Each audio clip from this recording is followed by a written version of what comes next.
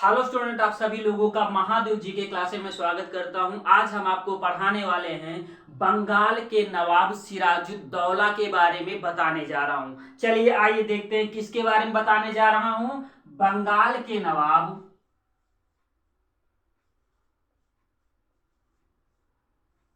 बंगाल के बंगाल के नवाब सिराजुद्दौला के बारे में।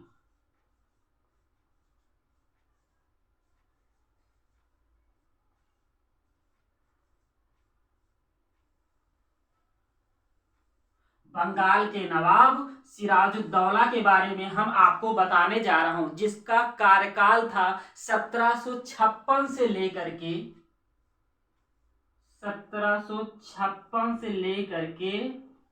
57 तक सिराजुद्दौला का कार्यकाल था। ठीक है, बात करेंगे अब सिराजुद्दौला किसका पुत्र था। पहले हम बात कर लेते हैं इधर बंगाल के बारे में। बंगाल कहाँ पड़ता है? ये यहाँ पे देखो, ये भारत हो गया है हमारा, ठीक है। और ये पूरा क्या हो गया? ये बांग्लादेश हो गया है। और यहाँ पे क्या पड़ता है? बिहार पड़ता है। ये बिहार हो गया। और इस क्षेत्र पे उड़ीसा पड़ता है। क्या पड़ता है? उड़ीसा। ठीक, ये उड़ीसा हो गया। और ये पश्चिम बंगाल, पीबी पश्चिम बंगाल, और प्लस ये बांग्लादेश, इन सभी को मिला करके उस समय क्या बना था? बंगाल बना था। ठीक है, यूरोपियों ने सबसे पहले अपनी फैक्ट्रियां कहां पे लगाई थी? बंगाल में लगाई थी। ठीक है, तो हम उसी बंगाल की बात करने जा रहा हूं, जो मुगल काल में बंगाल सबसे उपजाऊ और समृद्ध क्षेत्र के नाम से जाना जाता था। तो हम इसी बंगाल के बारे में चलिए आइए थोड़ा सा चर्चा कर लेते हैं। देखिए, बात करते हैं सिराजुद्दौला के बारे में। सिराजुद्दौला था कौन? ये तो था अलीवर्दी का कोई पुत्र नहीं था। अलीवर्दी खान का इसके पहले जो बंगाल का नवाब था, उसका कोई पुत्र तो था नहीं। तो अलीवर्दी खान की जो सबसे छोटी पुत्री किसकी? अलीवर्दी खान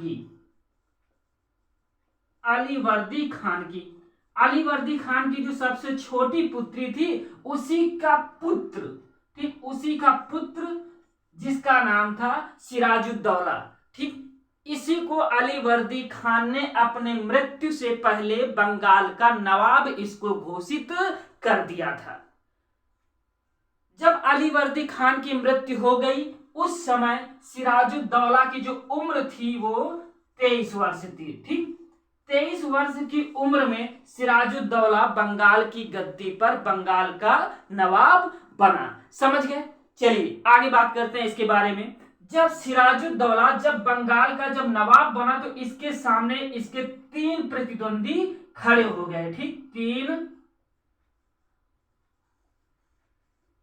तीन प्रतिद्वंदी इसके सामने खड़े हो गए।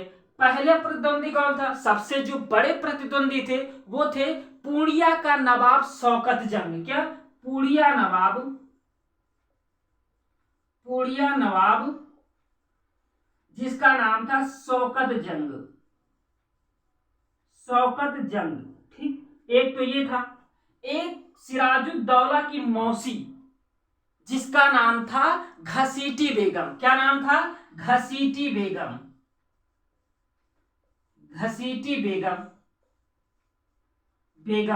ये भी सिराजुद्दौला का विरोध करना शुरू कर दिया। ठीक, तीसरा जो सबसे बड़ा और प्रमुख प्रतिद्वंदी थे, उनका नाम था अंग्रेज। ये 3 थे।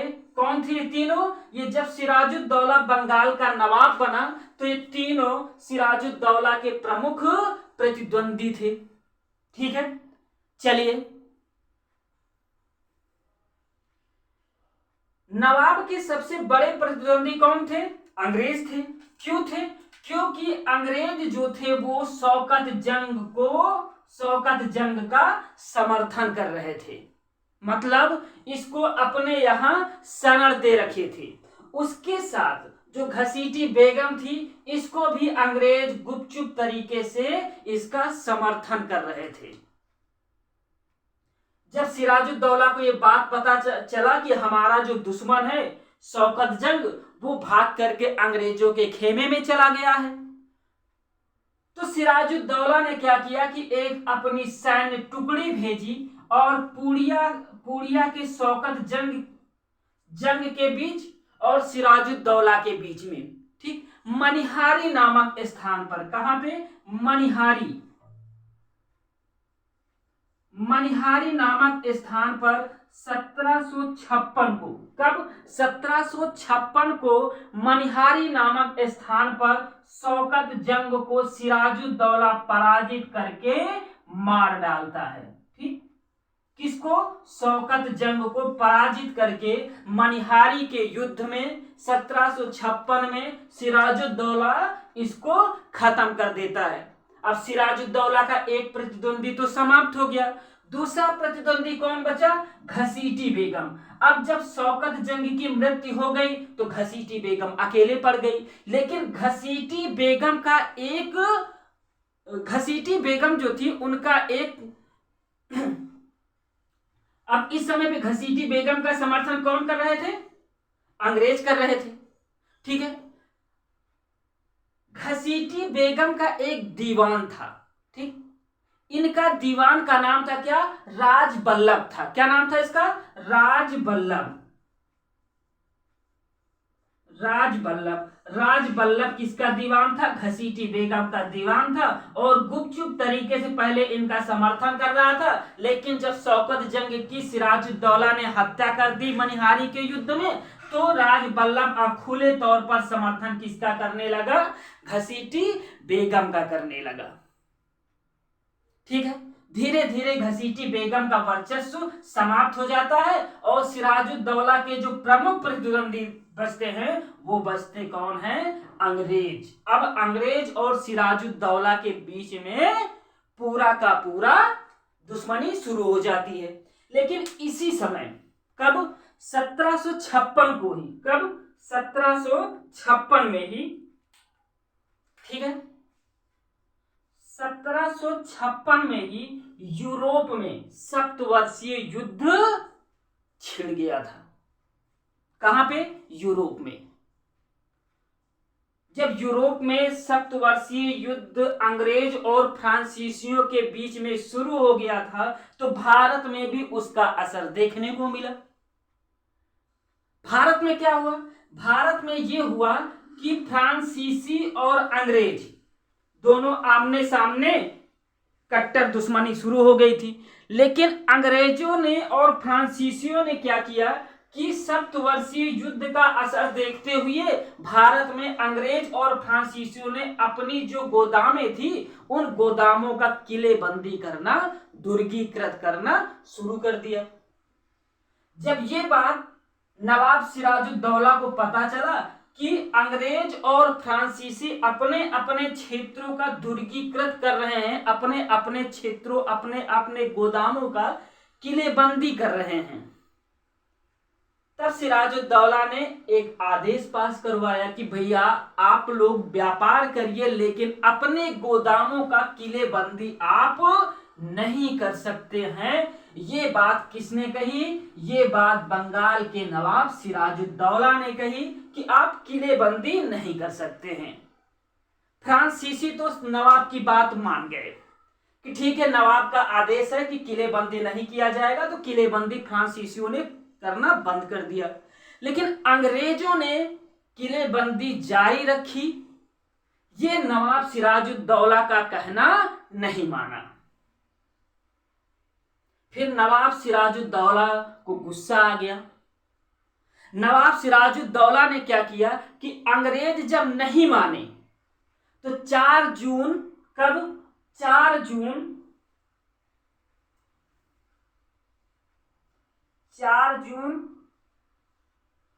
1756 को कहां पे, कासिम बाजार,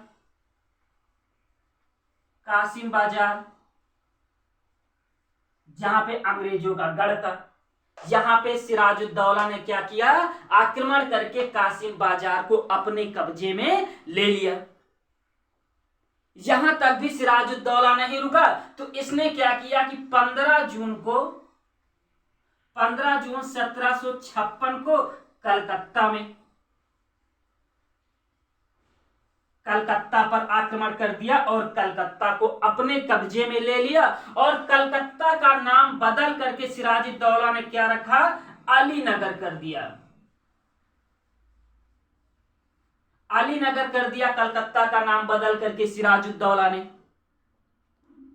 ठीक है, यही नहीं, सिराजुद्दौला अब पूरी तरीके से बंगाल से अंग्रेजों को भगा देना चाहता था, और यही किया भी। अंग्रेजों को सिराजुद्दौला ने भगा करके पूरी तरीके से बंगाल से कहां पहुंचा दिया, फुल्टा द्वीप में। कहां, फुल्टा द्वीप। फुल्टा द्वीप। अब अंग्रेजों ने कहां शरण ले रखी थी, कलकत्ता, कासिम बाजार, यहां से भगा करके सिराजुद्दौला ने अंग्रेजों को फुल्टा द्वीप में रहने के लिए मजबूर कर दिया। इसी समय एक घटना घटती है, एक मनगढ़ंत कहानी है जिसके बारे में आप लोगों ने सुना होगा, ब्लैक होल की घटना। क्या, ब्लैक होल की घटना।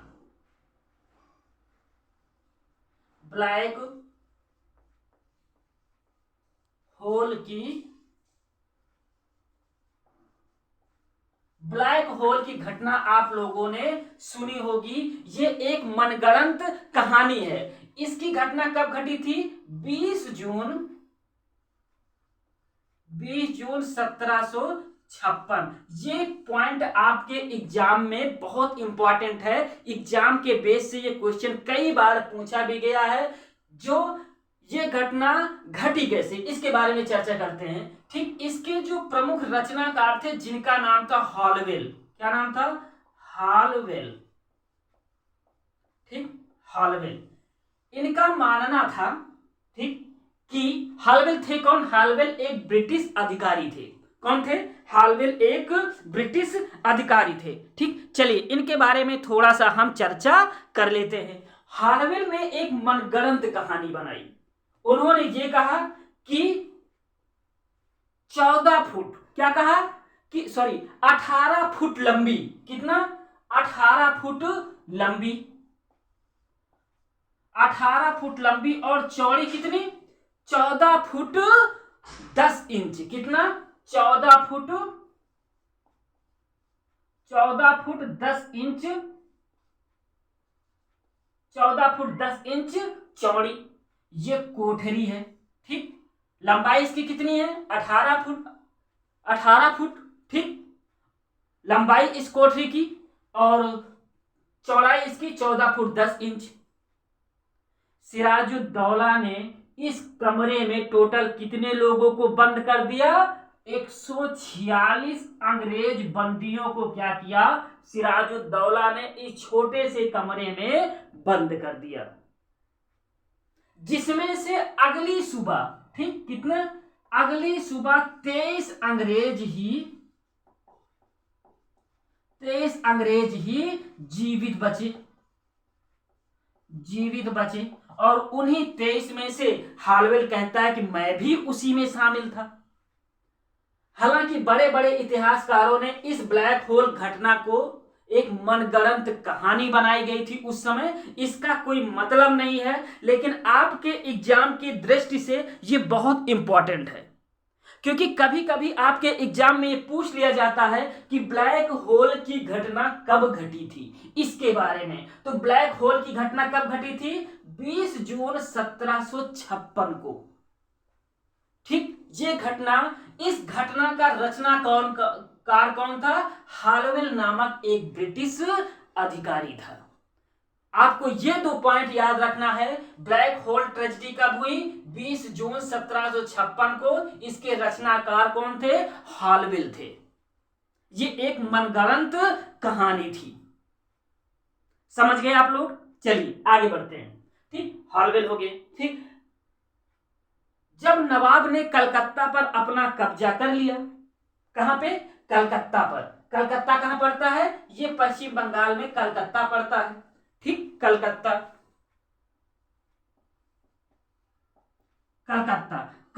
पर पहले अंग्रेजों का पूरी तरीके से दबदबा था, कब्जा था। यहाँ पे अंग्रेजों ने अपनी फैक्ट्री और गोदाम बना के रखे थे।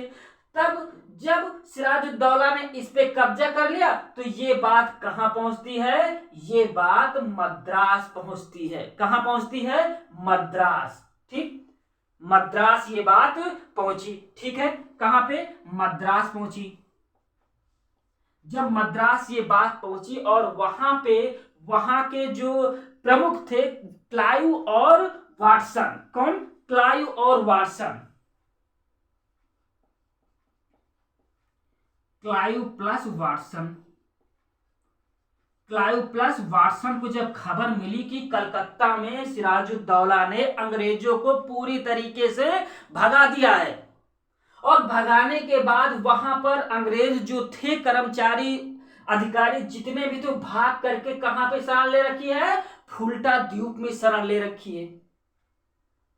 तो मद्रास से क्लाइव और वाटसन अपनी सेना लेकर के कहां पहुंचते हैं?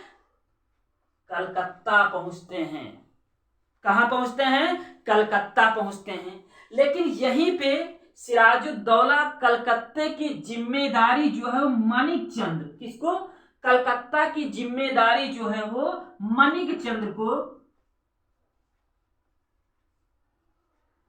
मानिकचंद्र को सौंप करके कहां पर चले जाते हैं सिराजुद्दौला? मुर्शिदाबाद, जहां पे उनकी राजधानी थी। अब वाटसन और क्लाइव जब कलकत्ता पहुंचे तो इन्होंने मानिकचंद्र को मिलाने की कोशिश की, और मानिकचंद्र को क्लाइव और वाटसन ने क्या किया कि इनको घूस दे दिया। घूस दे करके इन्होंने क्या किया? क्लाइव और वाटसन ने कलकत्ता पर फिर से अपना अधिकार कर लिया। जब अधिकार कर लिया तब सिराजुद्दौला क्या हो गए? विवश हो गए।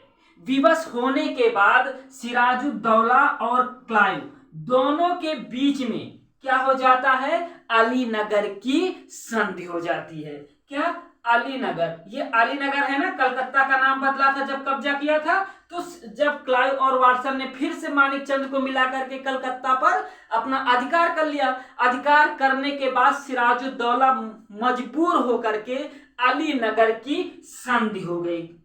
9 फरवरी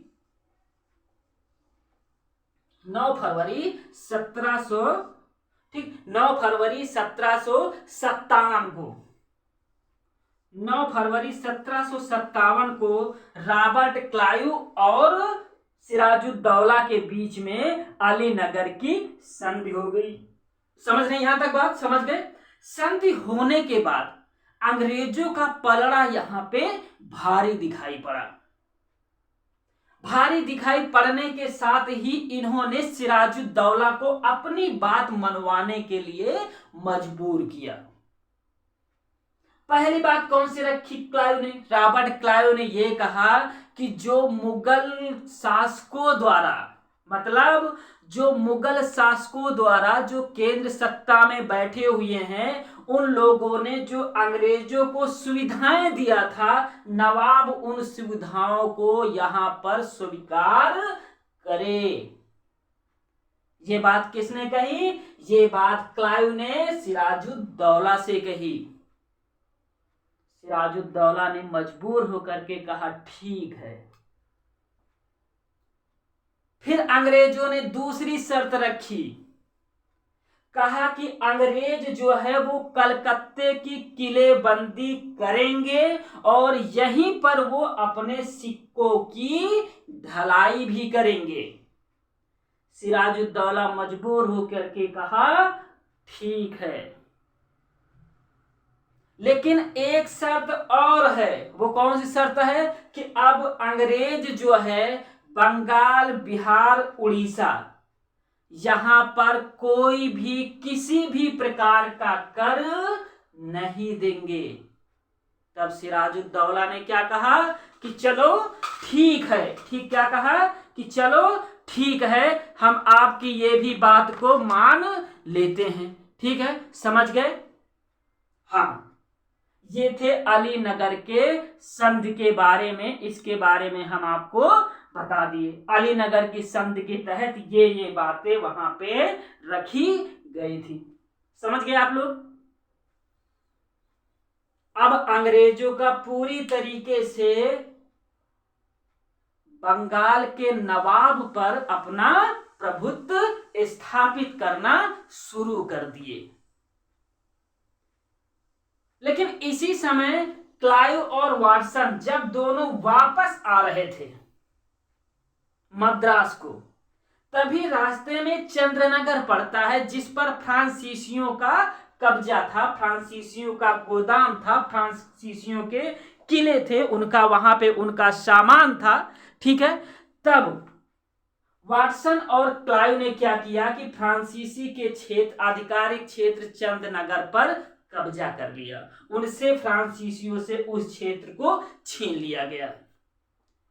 नवाब ने यह कहा क्लाइव और वाटसन से कि तुमने तो अलीनगर की संधि का उल्लंघन कर दिया। यहां पे किससे कहा? अंग्रेजों से कहा।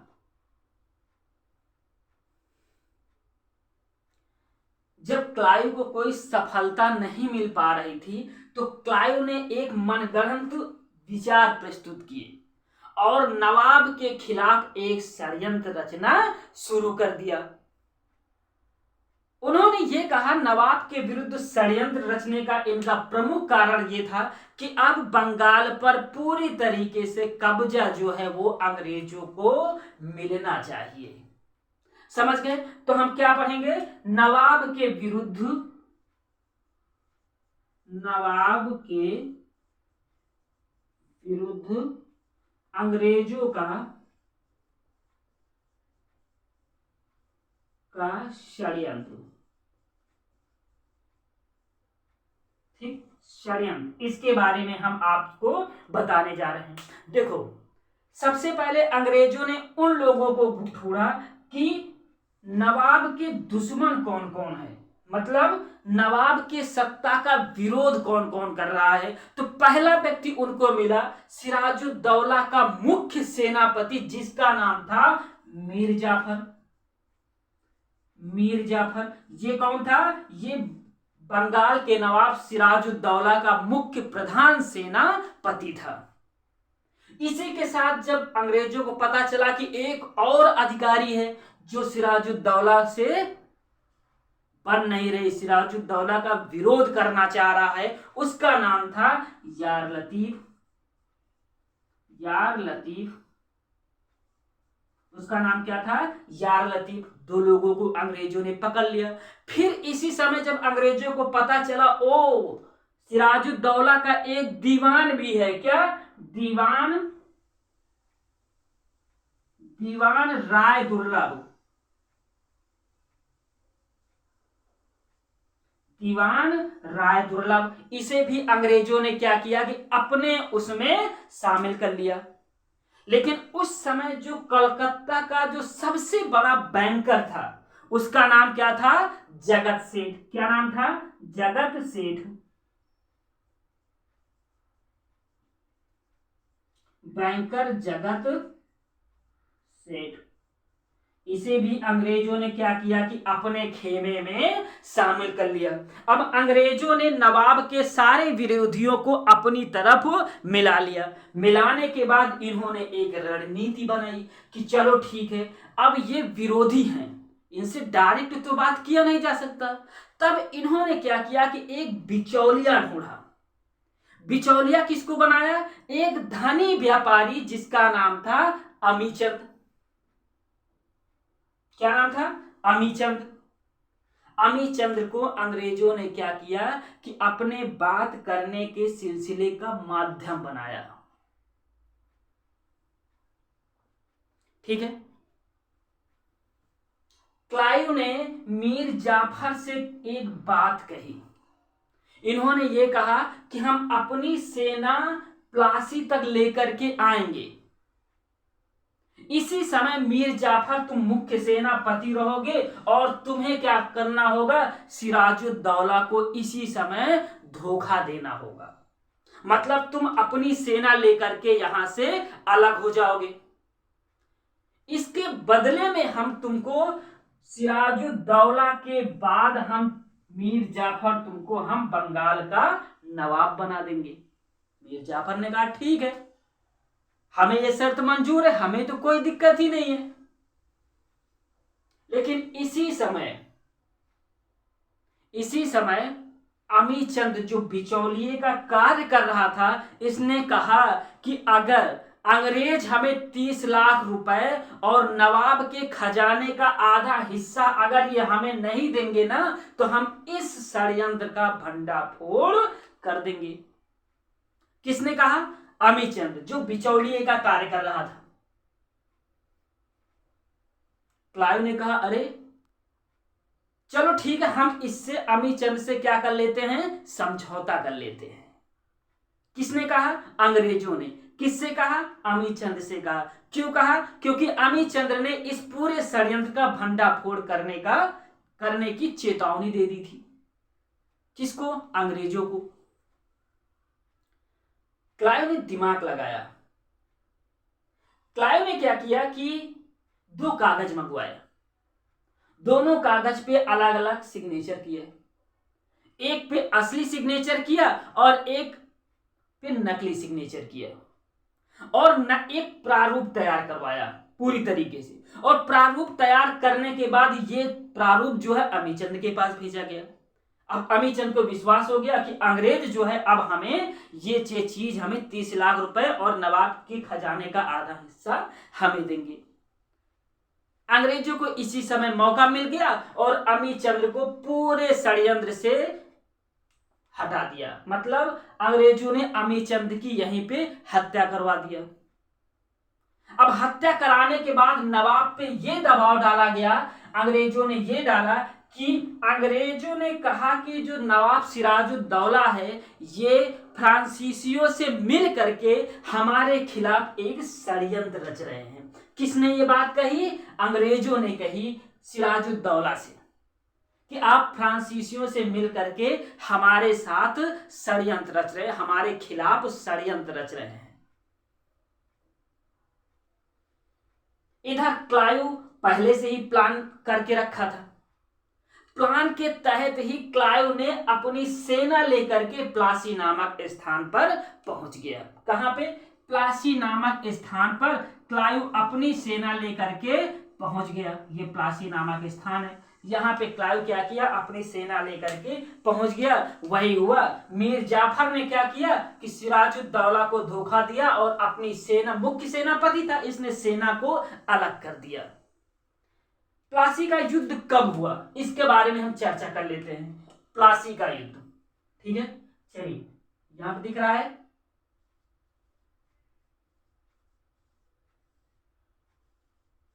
प्लासी का युद्ध, ठीक है, दिख रहा है यहां पे। हाँ, प्लासी का युद्ध 23 जून 1757 को हुआ था। कब? 23 जून 1757 को हुआ था। किसके किसके बीच हुआ था? सिराजुद्दौला के बीच में और रॉबर्ट क्लाइव के बीच में हुआ था। कब हुआ था? 23 जून 1757 को हुआ था। अंग्रेज सेना के पास 950 यूरोपीय पैदल सेना थी। कितना? पैदल सेना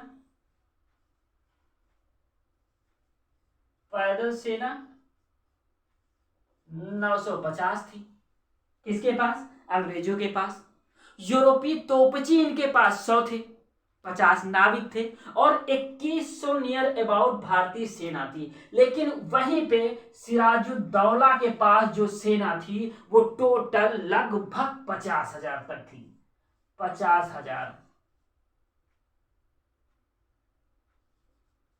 50,000 की सेना थी। किसके पास? सिराजुद्दौला के पास। लेकिन जब मीर जाफर ने क्या किया कि प्लासी के मैदान से पहले ही इसने अपनी सेना को अलग कर दिया और फिर कुछ ही सेनाओं को लेकर के सिराजुद्दौला ने युद्ध किया। बड़ी वीरता पूर्वक नवाब की ओर से मीर मदान और मोहनलाल, कौन? मीर मदान और मोहनलाल, मीर मदान प्लस मोहनलाल।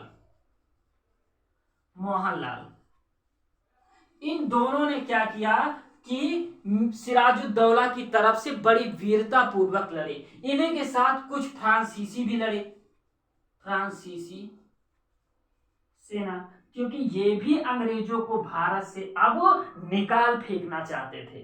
तो सिराज प्लासी के मैदान में सिराजुद्दौला की तरफ से मीर मदान और मोहनलाल और कुछ फ्रांसीसी सेना भी लड़ी, लेकिन मीर मदान क्या हुआ कि युद्ध में ये मारा गया। कौन मारा गया? मीर मदान जो है ये युद्ध में मारा जाता है। मारे जाने के बाद अंग्रेज यहाँ पे क्या हो जाते हैं? विजयी हो जाते हैं।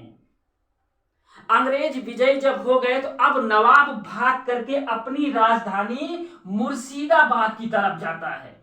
मुर्शिदाबाद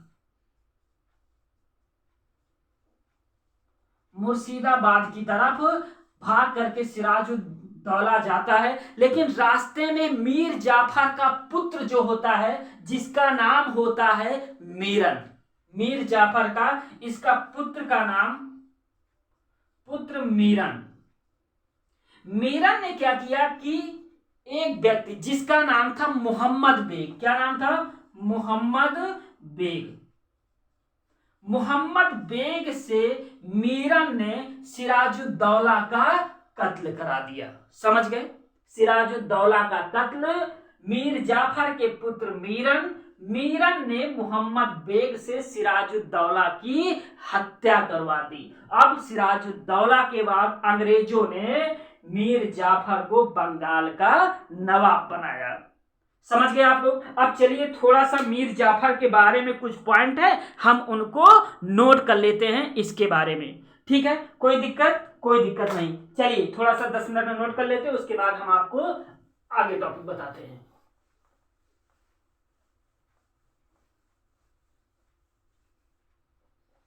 हो गया?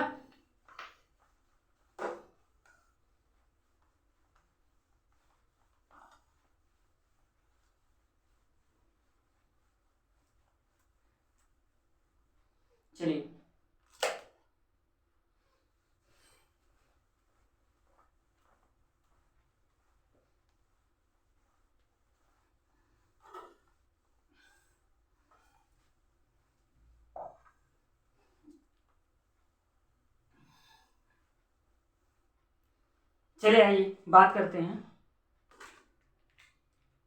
ठीक, चलिए ज्यादा समय लेते हुए पहला पॉइंट हमारा क्या है? सिराजुद्दौला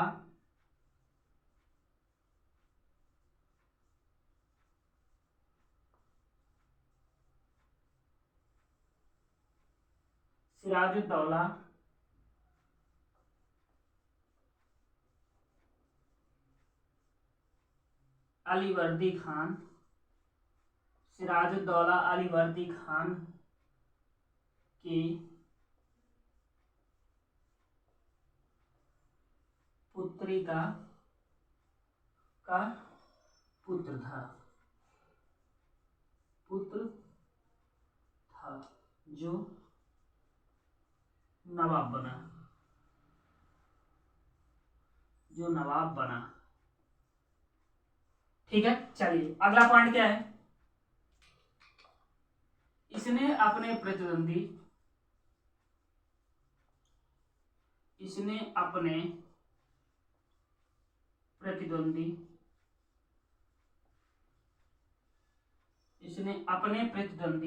शौकत जंग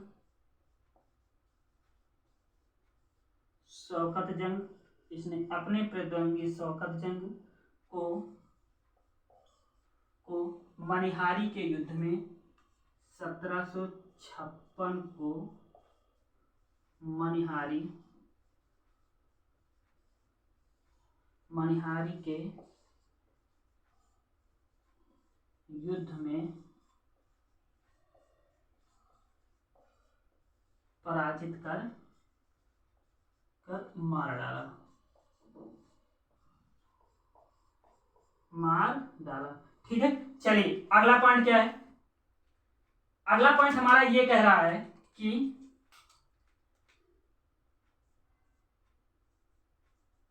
4 जून 4 जून 4 जून 1756 को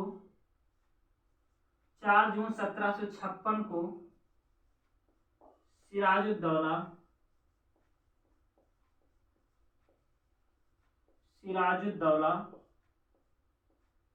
4 जून 1756 को सिराजुद्दौला ने कासिम बाजार और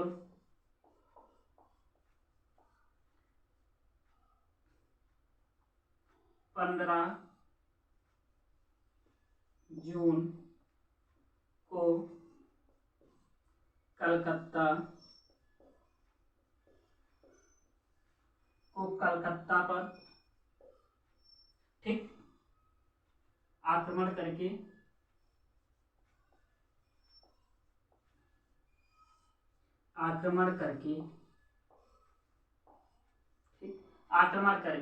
तथा 20 जून 1756 को फोर्ट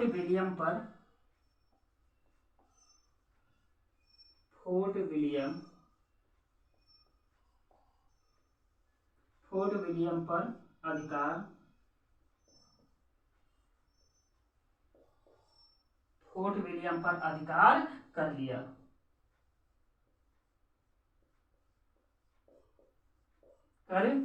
ये सारे आपके एग्जाम के बेस से इंपॉर्टेंट है, क्योंकि ये सारे क्वेश्चन आपके एग्जाम में पूछे जा चुके हैं। चलिए यहीं पे लिख लेते हैं ब्लैक होल ट्रेजेडी। क्या? ब्लैक होल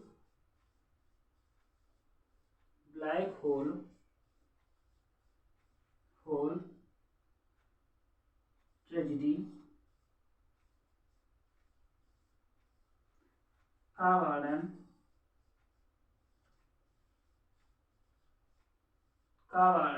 20 जून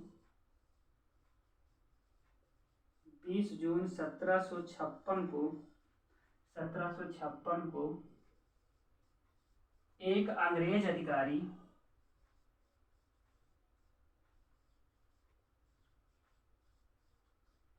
ठीक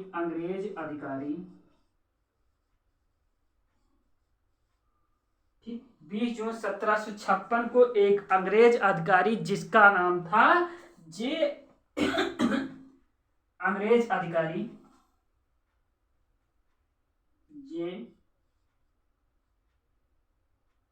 जेड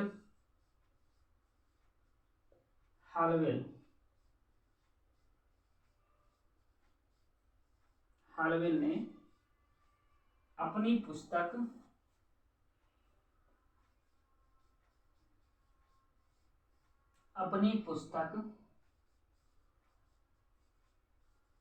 ये क्वेश्चन पूछा गया है कई बार एग्जाम में, अपनी पुस्तक एलाइव द वंडर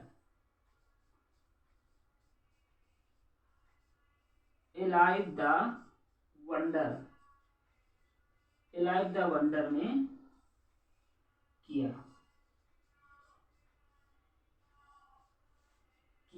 था। ठीक है, चलिए एक पॉइंट और लिख लीजिए, अलीनगर की संधि। क्या लिखेंगे? अलीनगर की संधि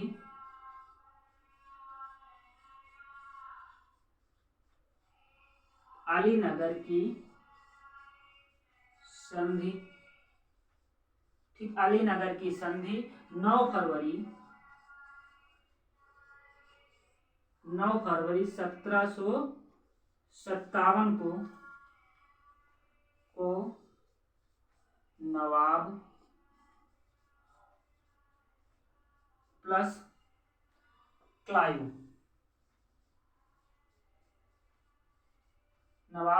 क्लाइव के बीच हुआ। समझ गए आप लोग? चलिए कुछ पॉइंट और होने में नोट कराते हैं। अगला पॉइंट क्या कह रहा है? अगला पॉइंट ये कह रहा है हमारा कि 13 मार्च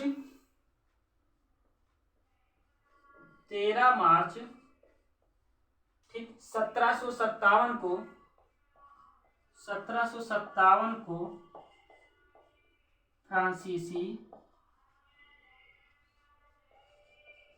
फ्रांसीसियो, ठीक, कब?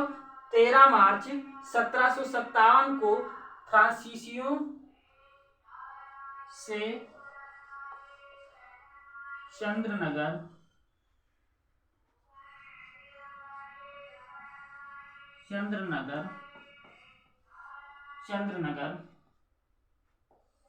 फ्रांसीसियो से चंद्रनगर अंग्रेजों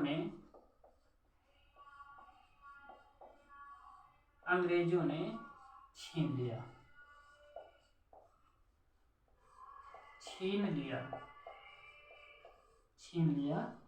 था।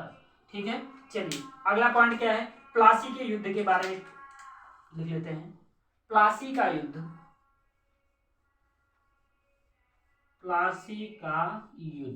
जो सबसे ज्यादा पूछा जाने वाला क्वेश्चन है। 23 जून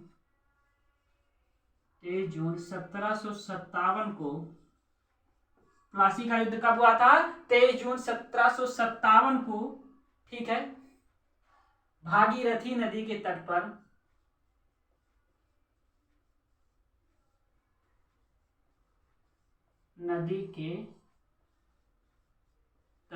कहीं कहीं पे गंगा नदी भी मिलता है, ठीक, तो इसके लिए कंफ्यूज मत होइएगा, के तट पर, ठीक है, अंग्रेज नेतृत्व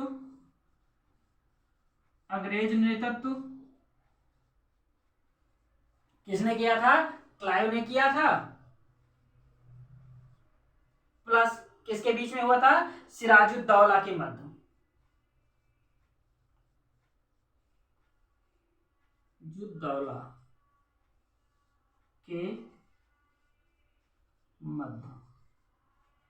हुआ, जिसमें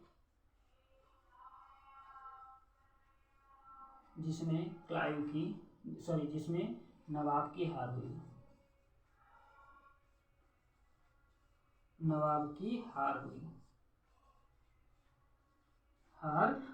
एक पॉइंट और आप लोग नोट कर लीजिए। अगला पॉइंट ये है कि सिराजुद्दौला की हत्या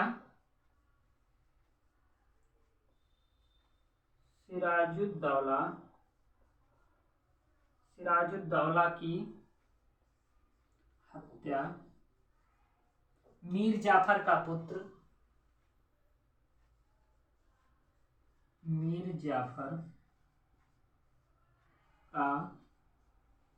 पुत्र मीरन ने मोहम्मद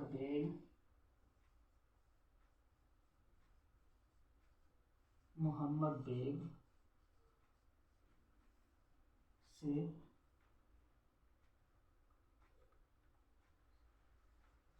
करा दिया।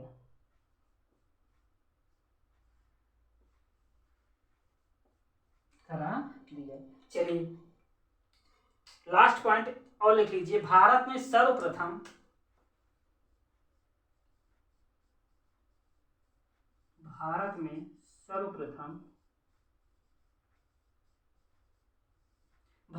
सर्वप्रथम ब्रिटिश टकसाल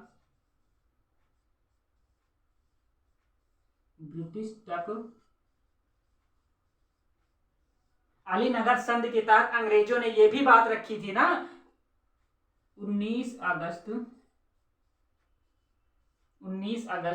1757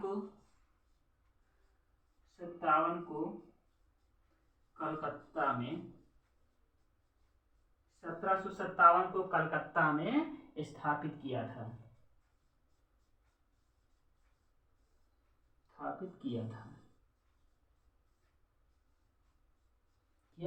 ये कुछ पॉइंट थे किसके बारे में? सिराजुद्दौला, बंगाल का नवाब सिराजुद्दौला।